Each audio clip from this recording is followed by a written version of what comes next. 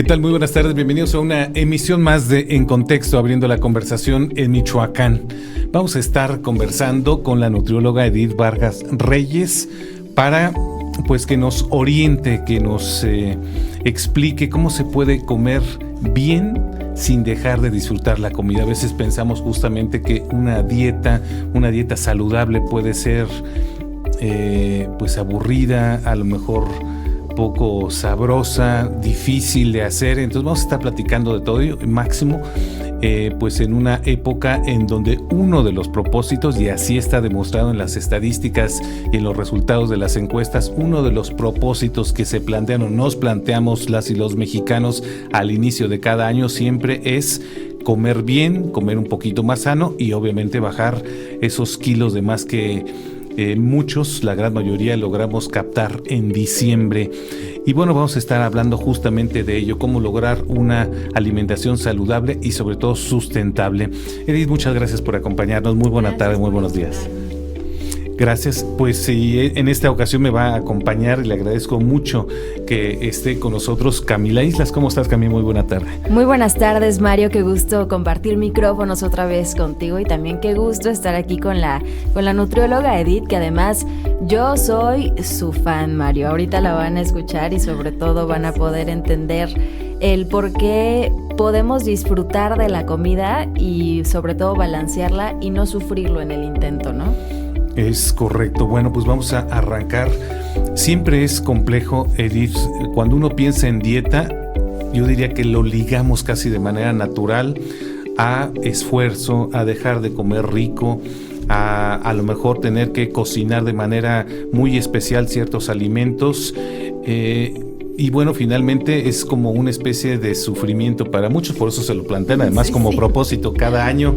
¿Cómo podemos romper esta idea? Así es, Mario. Todos, la mayoría, hemos pensado que hacer una dieta es señal de restricción, dejar de comer, todo aburrido y no hay nada más alejado de la realidad. La verdad es que una persona sabe comer, sabe elegir lo que come, comer con la conciencia de que lo que está comiendo es para su bien, para su salud, y lo hace pensando en que te vas a nutrir, porque no es lo mismo comer por comer que nutrirte. Es la cosa más fácil, pero si estamos con la idea de que va a ser una restricción de calorías, pues ya lo vamos a sufrir de antemano. Y esa no es la idea. Entonces...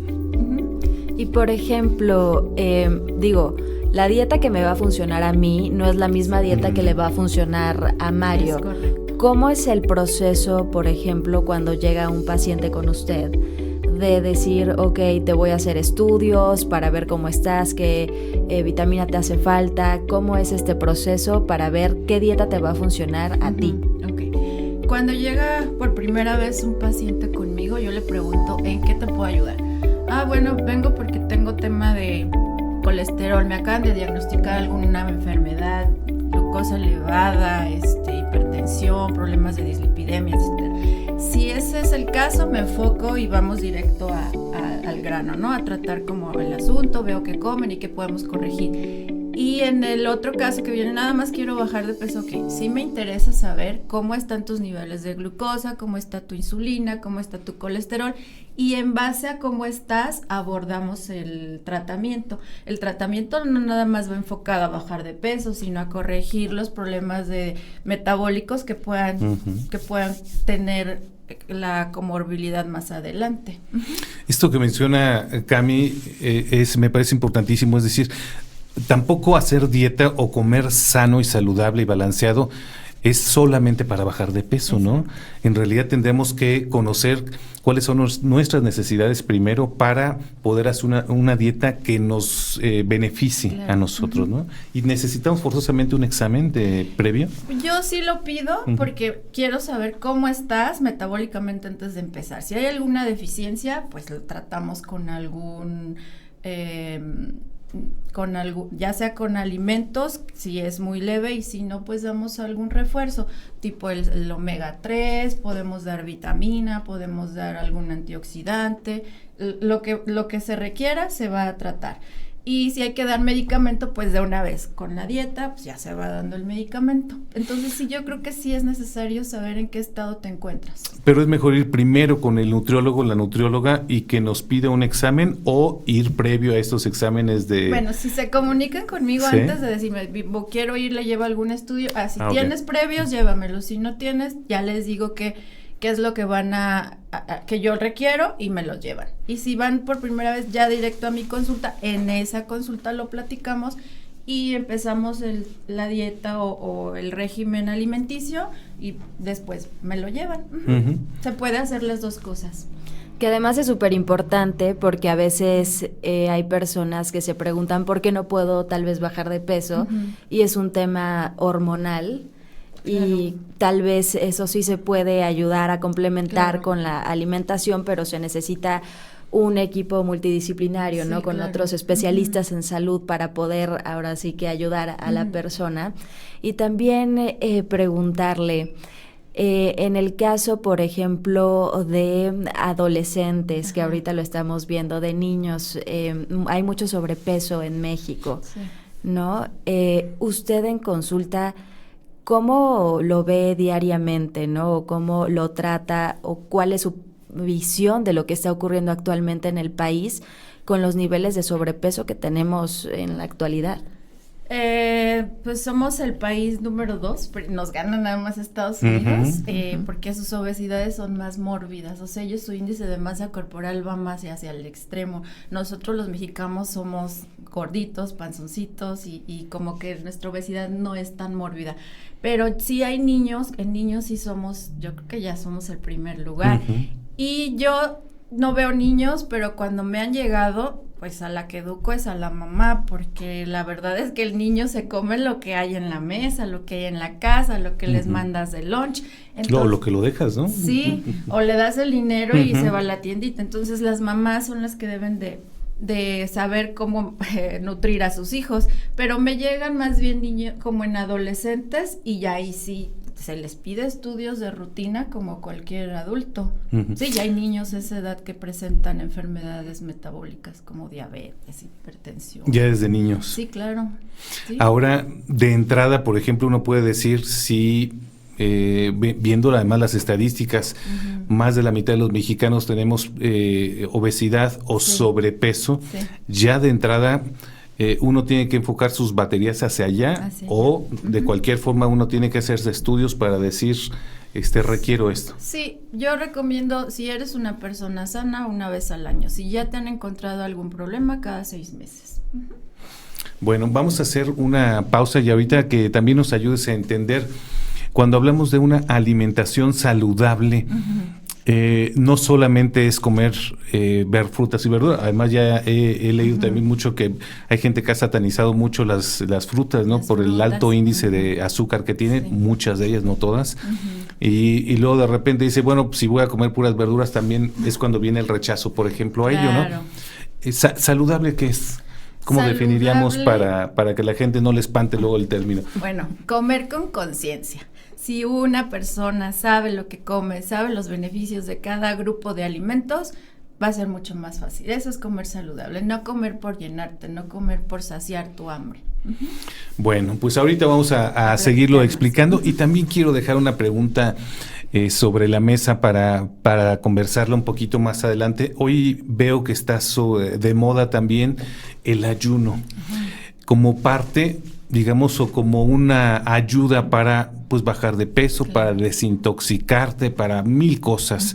He visto que lo recomiendan incluso algunos médicos. ¿Cómo lo ven, cómo lo leen los nutriólogos, las nutriólogas? Ahorita, después de la pausa, nos das tu opinión sobre este tema, si en verdad es saludable hacer ayuno o si es bueno hacerlo con un profesional. Vamos a la pausa y volvemos. Regresamos nuevamente aquí en Contexto, abriendo la conversación en Michoacán. Estamos conversando con la nutrióloga Edith Vargas Reyes y estamos conversando con Camila Islas, justamente en esta mesa de análisis sobre pues cómo es una alimentación saludable y sustentable. Es complejo porque ya no lo platicabas ahorita, Edith, es una receta personal, las dietas. pero yo creo que sí hay algunas orientaciones generales que se pudieran dar, es decir, que sí, que no. Se deben de quitar de la dieta sí o sí las harinas industriales, los azúcares y la sal, como luego lo vemos mucho en redes sociales. Quitar, por ejemplo, los aceites, sobre todo algunos aceites que no son muy saludables, los refrescos, la comida chatarra, etc. Eso sí o sí hay que quitarlo. Sí. Sí. Ahí no hay vuelta de hoja. No creo que debe de ser así, si no tajante, sí hacernos como el propósito de dejarlo por completo. Es lo que más nos enferma, y el mexicano yo creo que lo que más le ha afectado es el consumo de refrescos. Ya somos también el país número 1 en consumo de refrescos, y todo es porque nos aporta muchas calorías que no, o sea, en una persona que no tiene dinero para comprar otra cosa, pues con un refresco como que se revive y sigue la jornada laboral o así, entonces la verdad es que sí nos está enfermando. Y las harinas refinadas, la verdad es que son puras calorías huecas que solamente nos enferman, nos llenan de toxinas y nos oxidan las células. La verdad es que no. Una dieta como la del mexicano, que es maíz frito o maíz, es decir, tacos, tostadas, garnachas, tlacoyos, etcétera, que la comemos mucho en México, también eso hay que pues no, porque la tortilla es muy saludable. La forma de prepararla es lo que nos enferma. Si tú te comes una quesadilla o un taco con una tortilla normal, no pasa nada. El problema es cuando la metes al aceite, cuando la metes a la grasa que ya hirvió, ya se modificó su composición y ya se saturó. Esas grasas son las que nos enferman, porque no estamos diseñados para metabolizar esas grasas. Pero si tú te comes un taco, 2 tacos, una quesadilla una quesadilla con un queso Oaxaca, por ejemplo, que no sea un queso grasoso, pero le pones algo de proteína, cambia totalmente. Entonces, no satanizar la tortilla, no, el mexicano comemos muchas tortillas en sus variantes, en gorditas, en tortilla, pero también el esquite. Bueno, ahora el esquite ya le han puesto mucha crema, queso, y ya, nada más su elotito como antes nos lo comíamos normal, claro que sí se puede seguir comiendo. Y bueno, o sea, bien lo decía, no hay que satanizar los alimentos. Claro. Pero, por ejemplo, en el caso del azúcar, ¿no? Que ya se ha demostrado que el exceso de azúcar incluso llega a afectar a nivel de salud mental. Sí. Aquí, ¿cómo le podemos hacer? Porque realmente el azúcar genera una adicción. Sí. Yo no sé si, por ejemplo, a usted le ha pasado, si a Mario le ha pasado, te intentas como desintoxicar del azúcar y es realmente difícil. Te duele la cabeza, sí, claro, te sientes mal. Te da ansiedad. Te da ansiedad.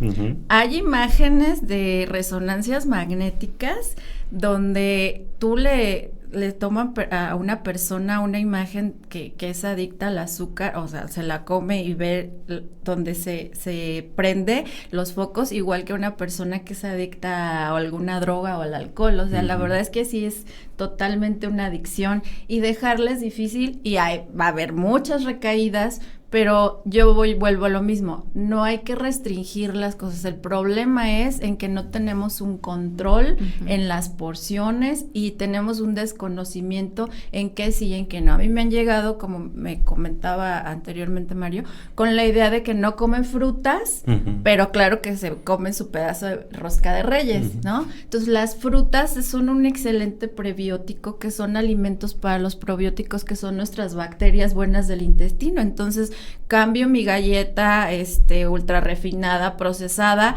por una fruta, una manzana que me aporta fibra, que me aporta vitaminas, que me aporta antioxidantes, y es totalmente diferente. Hasta el plátano, porque entre las mismas frutas hay unas que tienen más índice glucémico, pero los almidones son una excelente fuente de alimento para esas bacterias que nos ayudan a digerir y a metabolizar mejor los alimentos. Oye, doctora, yo diría que el problema, y te lo voy a preguntar como un consumidor normal de a pie, que no ha estudiado nutrición, de repente lo que le cuesta mucho a las personas, o nos cuesta mucho, es es comer con una especie de tabla en la mano. Ajá. Es decir, a ver, por ejemplo, el azúcar hasta determinados gramos me parece que no hay mucho problema. Pero después ya entender toda esta parte que parece muy compleja, cómo saber leer el etiquetado, cómo saber qué frutas, por ejemplo, tienen más índice glucémico que otras, cómo saber qué tipo de aceites debemos consumir, cómo saber cuánta cantidad de alimentos debemos consumir y cómo mezclarlos, resulta muy complejo para el ciudadano de a pie. Sí. ¿Qué consejo les darías a la gente que quiere comer bien, saludable y sustentable y de repente decir... Híjole, mira, necesito una licenciatura para eso? Consejos generales, pues yo les diría, obviamente evitar todo lo frito, lo refinado, las harinas refinadas y lo ultraprocesado. Siempre, todo lo rico. No, pero también las frutas son ricas, las verduras son ricas. Si nosotros tenemos una base en cada comida de verduras y frutas entre las comidas, no vamos a tener problema de azúcar, porque también en esos alimentos son azúcares. Lo que pasa es que siempre que pensamos en azúcar, pensamos en o el azúcar refinada, el azúcar de mesa, o la galletita, o el pancito. Y cambia el chip, ¿no? Sí, totalmente. Pero pensar que, bueno, si me como una porción de verdura, me va a aportar azúcar, que es lo que me da energía, pues ya lo vas a pensar diferente. Vas a decir, bueno, tengo que comer glucosa, pues como de frutas, como de verduras, no nada más de las ultra refinados. Exacto. Que también creo que aquí tiene mucho que ver la relación que tú vas generando con la comida, ¿no? Sí. Porque en muchas ocasiones si estás deprimido, o sea, ojalá se me antojara una varita de apio cuando estuviera deprimida, pero no, o sea, se te antoja el chocolate, se te antoja el helado, las papitas. Claro. Entonces, lo que te produce placer. Claro, entonces la dopamina. La dopamina. Entonces creo que también es un trabajo interno muy rudo el que a veces tienes que hacer para cambiar esta relación con la comida, y también en muchas ocasiones acompañarlo ya en casos más extremos de un trabajo psicológico, ¿no? Claro, sí, tengo pacientes que yo derivo directamente con psicólogo porque necesitan una terapia, porque están deprimidos, como tú me dices, y se refugian en los alimentos ricos, en lo que a ellos les produce placer, lo que les sube la dopamina, y por un momento los hace sentir bien, pero luego cuando ven sus ropa, se suben a la báscula, es el efecto contrario, entonces se deprimen porque no les queda la ropa, porque no les gusta cómo se ve, y entonces van derivados. Y hay otros que derivo con el endocrinólogo directamente, porque son problemas ya metabólicos en los que necesitan ir de la mano con un especialista y nutriólogo, y en algunos casos los tres.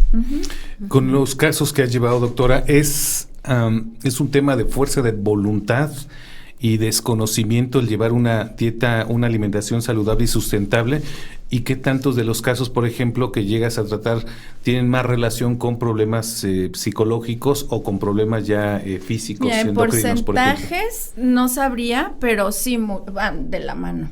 Bueno, creo que también tiene que ver con un trabajo multidisciplinario, ¿no? Sí. O decir, es solamente psiquiátrico, no, es solamente endocrino, no, tiene como es un tratamiento multidisciplinario. Hacer una promesa a inicio de año no es suficiente, supongo, ¿no? No, y como decías, no es cuestión de voluntad. Yo creo que la voluntad todos la tenemos, se va perdiendo en el camino, pues porque nos gana. Hay trastornos metabólicos que nos llevan a tener los antojos por la comida chatarra. Voy a hacer una nueva pausa y regresamos para seguir platicando sobre eso, algunas recomendaciones que nos puedas dar a las personas, sobre todo para que inicien este camino que para algunos puede ser muy difícil de tener una alimentación sana y sustentable, y para otros que tengan muy claro este tema, pues aconsejarlos a que acudan con un profesional, ¿no? Que les pueda ayudar muchísimo. Voy a hacer una pausa y volvemos. Sí. Regresamos nuevamente aquí En Contexto, abriendo la conversación. Estamos conversando con la nutrióloga Edith Vargas Reyes sobre pues cómo lograr una alimentación sustentable y saludable sobre todo. Y uno de los temas que había puesto sobre la mesa, doctora, es el tema de los ayunos. ¿Es sano hacer ayuno? Muchos hablan, hay que hacer un ayuno para desintoxicarte y a partir de ahí empezar a comer bien, o tener ayunos permanentes de determinadas horas o determinados alimentos. No lo sé, ¿qué opinas tú de eso? Hablabas de dieta sustentable. Yo creo que tener una dieta donde incluyas ayunos no es sustentable, porque puedes dejar de comer un día, 2 días, una semana, 3 semanas, pero la verdad es que no es lo más saludable ni recomendable. Y lo que más recomiendo yo es, vamos a hacer una valoración y los enseño a comer. O sea, en mi programa no es una dieta de cajón donde tú vas a comer tal cantidad de verduras. Te digo, este grupo de verduras los debes incluir en la comida, esto en el desayuno, esto en la cena, y tú armas tus menús donde te sea una dieta fácil de llevar y no mientras bajas de peso, mientras recuperas tus niveles de glucosa, mientras recuperas tus niveles de colesterol, etcétera, sino que puedas mantener de por vida, que ya sea un estilo de vida, que lo acompañes con ejercicio, que lo acompañes con rutinas de yoga, con rutinas para disminuir tus niveles de estrés, porque lo puedes canalizar por medio de la comida. Entonces tiene que ir como todo de la mano, no es nada más dejárselo todo a dejar de comer. Además, una dieta donde dejas de comer no es nada saludable. No hay nada más parecido al fracaso que decir voy a dejar de comer. O sea, se puede comer de todo, pero las cantidades son las que nos afectan. Y no siempre, yo siempre le digo, coman de todo, poco y no siempre. Y considero que también tiene mucho que ver con lo que ya mencionaba al inicio, ¿no? Que ir con el nutriólogo no solo es por bajar de peso, sino es un tema de salud, de sentirte bien, de ver por tu salud no solo actualmente, sino a largo plazo. A largo plazo. Y en este sentido creo que también es importante poner sobre la mesa, hay actualmente términos como lo es la gordofobia, ¿no? ¿Usted qué opina de este tipo de términos, cómo se están manejando? Porque creo que es importante, uno, aceptar todos los cuerpos como son, todos los cuerpos merecen amor. Sí es. Sin embargo, sí hay que cuidar que todos los cuerpos sean sanos como sean, pero que sean sanos. ¿Usted qué opina de todos estos movimientos que han surgido en redes sociales?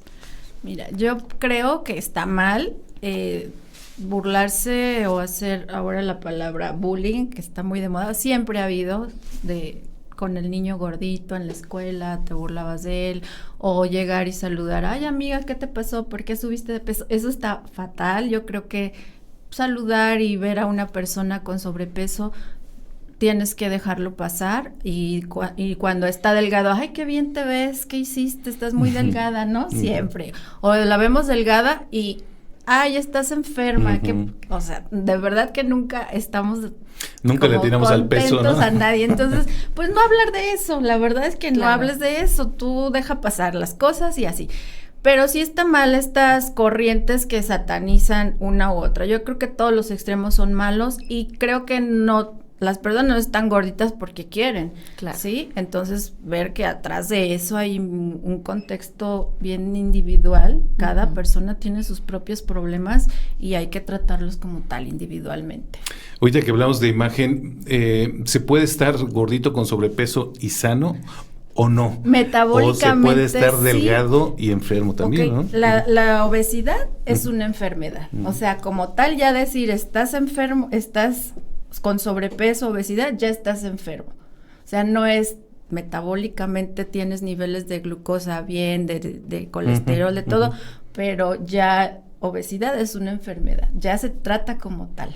Entonces, como tal. Sí, como tal. Por tener un exceso a lo mejor de grasa, que eso puede derivar en un ácido, en un hígado graso. Hígado graso, en cirrosis hepática, o sea, del sobrepeso y de la obesidad se derivan un montón de enfermedades. O sea, ahí sí hay que tratarlas sí o sí. Y en el caso de las personas delgadas también pueden estar con niveles muy desfasados. Sí, he tenido pacientes deportistas, maratonistas, con un índice de masa corporal de menos de 25, con grasa adecuada y con trastornos de dislipidemias. Y entonces ya me voy a los antecedentes y vemos que su papá, su mamá, sus tíos, ya es una cuestión genética, y como tal se le dice al paciente, mira, tú tienes un problema que siempre tienes que estar vigilando y dando tratamiento para el colesterol, aunque hagas el ejercicio y comas saludable, pero sí hay cuestiones genéticas que te van a que no puedes metabolizar bien las grasas. ¿Qué opinas, doctora, de estas pastillas luego que se pusieron de moda para bajar de peso?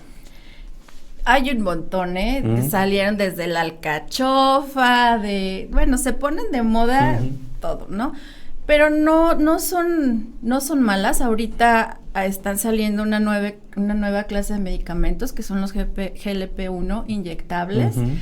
Y la verdad es que están revolucionando el tema de obesidad y sobrepeso. Pero tienen que estar supervisadas. Sí, porque si tú vas y te lo compras y te lo pones sin control, pues sí puede tener repercusiones, pero si vas con un especialista, con un médico en este caso, los nutriólogos no pueden prescribir este tipo de medicamentos, ni las pastillas, ni nada. Entonces yo creo que ese fue el problema, Mario, que no iban con un médico que te prescribiera la dosis correcta por el tiempo que requerías. Entonces las personas ni hacían dieta, únicamente se tomaban el medicamento por el tiempo que ellos decidían, y eso les afectó. El problema no es el medicamento, sino la forma indiscriminada. Entonces yo creo que estos nuevos medicamentos, los análogos de GLP-1, ya tienen que ser con receta médica, porque está pasando exactamente lo mismo. Solo que estos medicamentos sí están prescritos para pacientes con diabetes, y los están acabando. No hay como la producción que alcance, porque las personas que no lo requieren están comprando indiscriminadamente. Entonces, sí, todo regulado. Si vas con un médico, no hay que satanizar los medicamentos, son un apoyo grandísimo para ayudarnos con esta enfermedad. Así lo debemos de ver, como una enfermedad que ya es una pandemia. O sea, pandemia es que ya en todo el mundo hay y que nos está afectando gravemente. Y aquí es bien curioso, porque si uno de repente sale, y empiezas a ver a la calle o al centro comercial a donde vayas, en verdad nos volvimos una sociedad con sobrepeso y obesa, ¿no? Aquí en México. Luego de repente volteas, uno escucha, es que el mexicano somos así de hueso ancho, somos un poco gorditos. Y yo recuerdo que hace muchos años no, o sea, la sociedad mexicana de los 60, 50 era delgada mayoritariamente, ¿no? Sí, bueno, porque les copiamos a nuestros vecinos del norte las comidas ultraprocesadas, refinadas, y las porciones mega, ¿sí? Que si por 20 pesos más te agregas las papas más grandes y la hamburguesa, entonces hemos comido más de lo que consumimos calóricamente. ¿Y qué opinas de los sellos, por ejemplo, de estas políticas de son suficientes, es decir, no tiene tantas calorías, o es bajo en calorías, o es bajo en esto, o no? Mira, yo creo que es una buena política y debemos hacerles caso, porque ya nada más les vemos los sellos y como que ya los pasamos de nos largo. Acostumbramos, ¿no? Sí, ya nos acostumbramos a verlos, pero la verdad, si tú te pones a ver, dices, no, sí, esto no me lo voy a comer, mejor me paso, que tiene 3 sellos, pues mejor lo evito.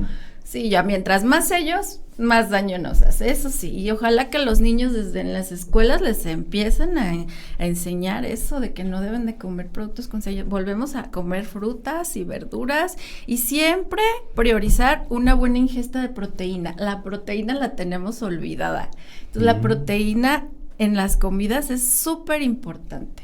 Y comer alimentos con fibra para saciarnos, porque si comemos una harina refinada, nos llena en el momento, pero no a largo plazo. Entonces siempre comer una buena porción de proteína. Por eso comemos constantemente, porque nos da un subidón de azúcar y así nos baja. Entonces estamos con esos picos enormes donde no le damos descanso al páncreas. Entonces ahí viene la resistencia a la insulina y la diabetes. Por eso en México ahí sí le ganamos a Estados Unidos. También con ese problema. Primer lugar en diabéticos, claro. Con los daños que esto genera. Cuando hablas de proteínas, ¿qué recomendarías, doctora? Proteínas de origen animal magras. Voy a una pausa, una última pausa, y ahorita nos explicas cómo podemos escoger buenas proteínas. Claro. Vamos a una última pausa y volvemos. Regresamos en esta parte final de En Contexto, abriendo la conversación en Michoacán. Estamos conversando con la doctora Edith Vargas Reyes, nutrióloga, sobre cómo lograr una alimentación saludable y sustentable. Y estamos aquí con Camila Islas. Doctora, a ver, nos platicabas cómo podemos identificar algunos alimentos que sí tenemos que incorporar, más allá de ir a lo mejor con un profesional. Ya nos dijiste que no incorporar a nuestra dieta, pero que sí tenemos que incorporar. Bueno. Empezar tu día con una buena proteína, un desayuno que contenga proteína, puede ser huevo, puede ser pollo, puede ser algún smoothie que tenga alguna leche alta en proteínas. Ahorita hay muchas leches, por ejemplo, no me paga ninguna marca, pero por ejemplo Lala, que trae una alta en proteína y sin lactosa, sin baja en grasa, y hacer un smoothie de frutos rojos sin agregar azúcar, ya tiene una buen aporte de proteína.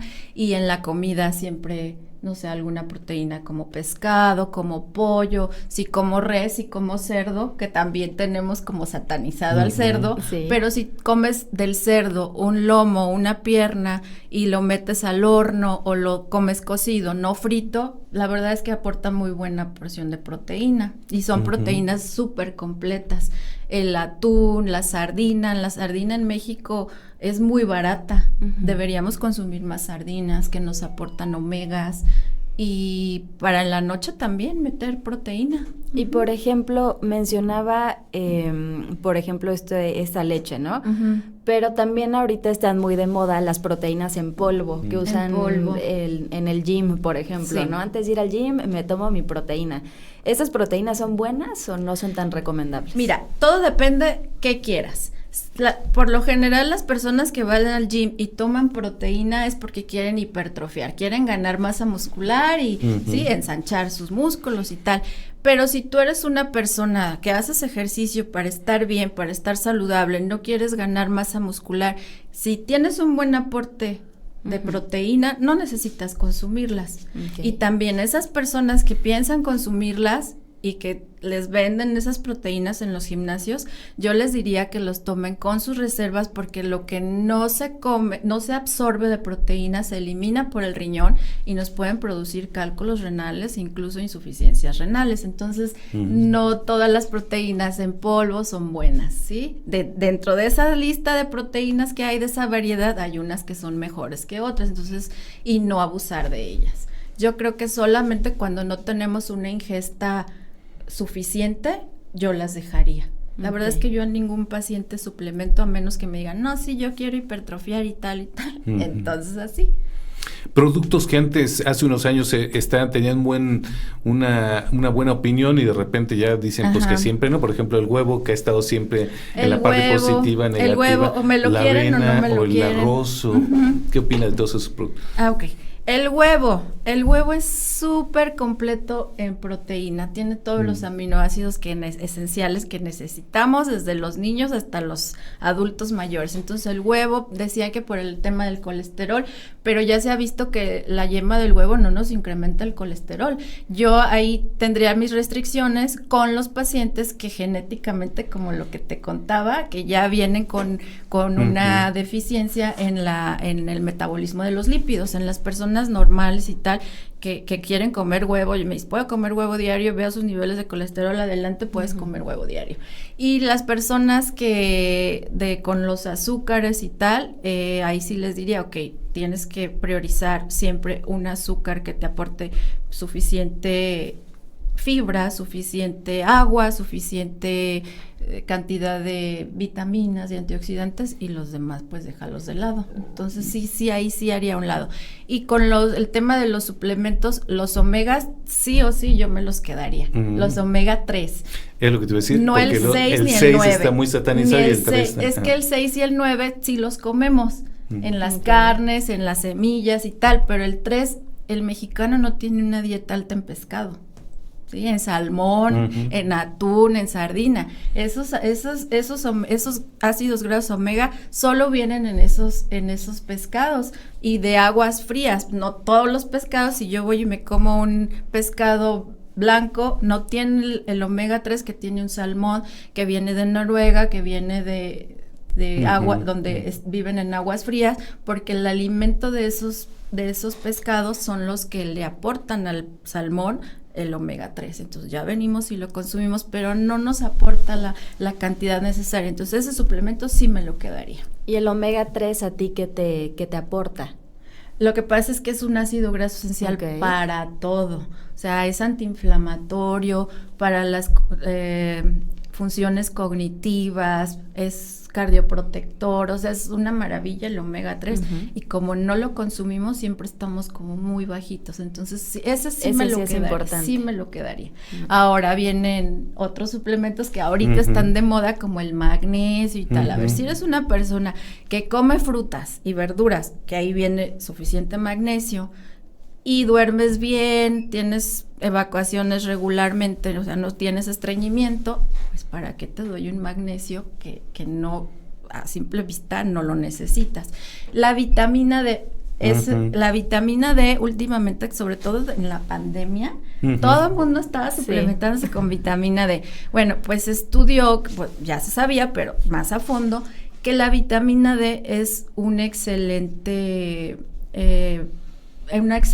vitamina, porque aparte de que nos hace que el hueso, que el calcio se absorba, también nos protege del sistema inmune, nos refuerza el sistema inmune. Entonces, a las personas que tenían COVID o que no habían tenido y querían reforzar, pues les dieron el aporte de vitamina D. Ahora, yo ya a todos mis pacientes les pido vitamina D y todos estamos bajitos, pero ya no nos exponemos directamente al sol. Entonces, muchas enfermedades sí se derivan de eso, y aparte se ha asociado la deficiencia de vitamina D con trastornos de depresión y de ansiedad. Entonces también en ese tema yo creo que los psiquiatras también están recetando mucha vitamina D, pero sí el mexicano estamos muy bajitos en vitamina D. Entonces sí, dicen vitamina D y tomar un poquito de sol, ¿no? Tomar sol, obviamente hacer ejercicio, porque si no el calcio pues no se absorbe. Ahora, en dietas que sí son diferenciadas, estos son los consejos generales, pero un niño tiene que alimentarse de manera distinta que un adulto mayor, por ejemplo, ¿no? Sí, los requerimientos basados en la edad y en los momentos que está viviendo cada paciente deben individualizarse. Por ejemplo, los requerimientos de calcio, de ácido fólico, de vitaminas de una embarazada o de una persona que está lactando no es la misma de una mujer normal, ¿no? Las deficiencias de hierro también en las mujeres en edad reproductiva por el tema de las menstruaciones, pues también hay que ver, ¿no? Y volviendo rápidamente a lo de la vitamina D, no a todas las personas se deben suplementar. Hay un estudio que se hace para saber si tienes deficiencia. Si tienes deficiencia, se aporta la suplementación con vitamina D. Si no, no se aporta, porque esa sí nos puede intoxicar. Entonces no es como que voy a la farmacia y me compro y me tomo todo. O sea, no, también se da impulsos, se dan. Yo, por ejemplo, lo dejo unos meses, vuelvo a medir nivel de personas con deficiencia, lo dejo unos meses, lo vuelvo a repetir el estudio, si ya está bien lo suspendo, y así no lo doy como permanentemente. El omega 3 sí lo dejaría. Porque luego vemos eso, por ejemplo, vitamina D, lo compras, tú solito te lo tomas, la melatonina, tienes falta de sueño, melatonina, o sea, de repente ve uno en redes sociales consejos y va a la farmacia y se automedica, ¿no? Sí, por eso es tan necesario ir al médico, ir con un profesional que te haga estudios y que te diga que sí te puedes suplementar, que no es necesario, para que no gastes también. Tenemos un gastito extra cada mes de estar compre y compre, cuando la verdad es que si tú te nutres bien en todos los alimentos, hay eso que te quieres suplementar. Pues algo más que desees agregar tú. Sí, decirle a las personas que se informen, que lean, que acudan con un profesional a conocer, a saber más de qué alimentos te estás llevando a la boca, porque la salud y la enfermedad entran por lo que comes. Entonces, tú quieres estar sano, aliméntate sano. Si quieres enfermarte, pues obviamente sigue comiendo chatarra. Pues ahí está la recomendación, una buena oportunidad iniciando este año de cambiar nuestros hábitos y cumplir nuestras metas. Insisto, ahí están los resultados de las encuestas. Siempre decimos cada inicio de año, queremos comer sano. Sí. Pues ahí están los consejos y las recomendaciones que nos da la doctora Edith Vargas Reyes. Muchas gracias. Gracias por invitarme. Gracias, Cami. Gracias, que tengan excelente tarde. Muy buena tarde. Hasta luego.